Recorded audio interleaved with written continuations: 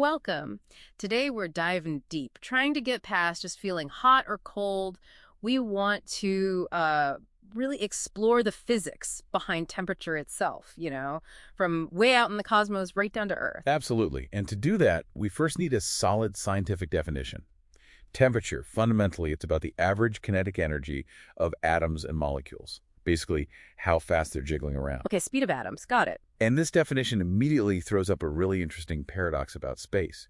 Yeah. You think of space as cold, but it's actually an incredible insulator, almost perfect, like a thermos flask. Wait, an insulator? That feels wrong. I always pictured space instantly freezing things, sucking the heat out. Well, yeah, that's the intuition. But conduction and convection, the usual ways heat moves through stuff, they just can't happen effectively in a near vacuum. There's almost nothing to conduct or convect. Okay, so if it's such a good insulator, why does stuff get cold out there? Why do astronauts need heated suits? Because there's one way heat can travel across the void, and it's inescapable. Radiation. Everything, absolutely everything, is constantly radiating its heat away as electromagnetic waves. Right, radiating energy. Okay, so everything's losing heat too. What? Is there a sort of ultimate cold background it's radiating towards? Precisely. That ultimate cold sink is the cosmic microwave background, the CMB. It's this incredibly faint afterglow from the Big Bang, filling all of space uniformly. And how cold is that exactly? It's measured at just 2.725 Kelvin. Remember, Kelvin starts at absolute zero, so that's less than 3 degrees above the theoretical minimum energy state. Yeah. In Celsius, that's about minus 270.4 degrees. Truly frigid. Minus 270 C. Wow. That's almost absolute zero.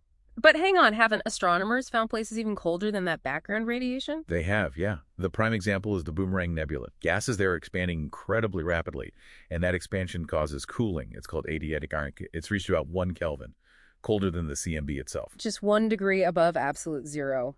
Incredible. But think about the practical side of this.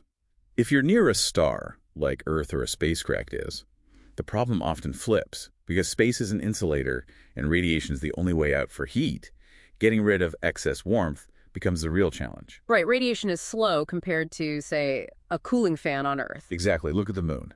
No atmosphere, just vacuum. In direct sunlight, the surface hits maybe 121 degrees Celsius, but in shadow, it plummets to minus 184 C. Huge swings because it relies purely on radiation to balance temperature. Okay, the moon's extreme swings highlight the lack of an atmosphere, so let's bring it back home. Earth. Our average is, what, around 15 degrees C or 59 Fahrenheit? Clearly not 2.7 Kelvin, we're the exception. We absolutely are. And the reason is our atmosphere, specifically the greenhouse effect. It's a natural process.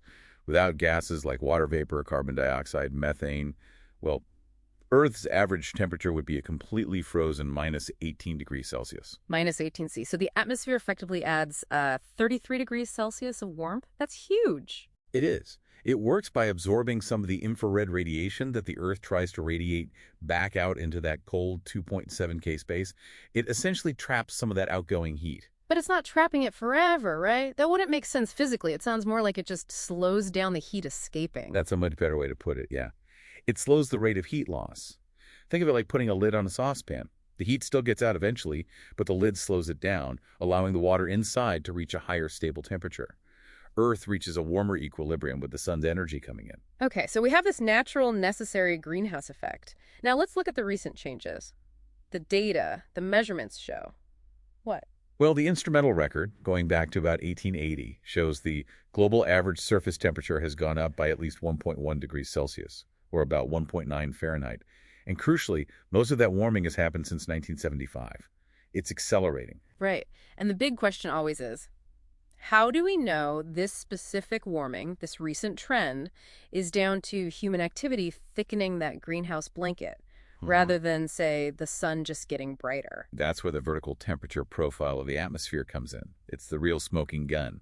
Think about the layers of the atmosphere. Okay, like the troposphere where we live and the stratosphere above it. Exactly. Now, if the sun were putting out more energy, you'd expect all the layers of the atmosphere to warm up, right? More energy coming in warms everything. Makes sense, yeah. Top to bottom warming. But that's not what we observe. What we see is the lower atmosphere, the troposphere, is warming, while the upper atmosphere, the stratosphere, is simultaneously cooling. Ah. So the heat is being trapped lower down, warming the troposphere, but that means less heat is reaching the stratosphere, causing it to cool. Precisely. That pattern warming below, cooling above, is the unique fingerprint of an enhanced greenhouse effect. It's what climate models predicted would happen if we added more greenhouse gases, and it's what we're measuring. It rules out the sun as the primary driver of this specific warming trend. That's a really clear distinction. And just to address a common point of confusion, this whole greenhouse effect thing, Yeah?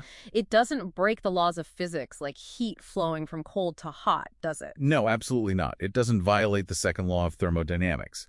The analogy of a blanket is actually quite good.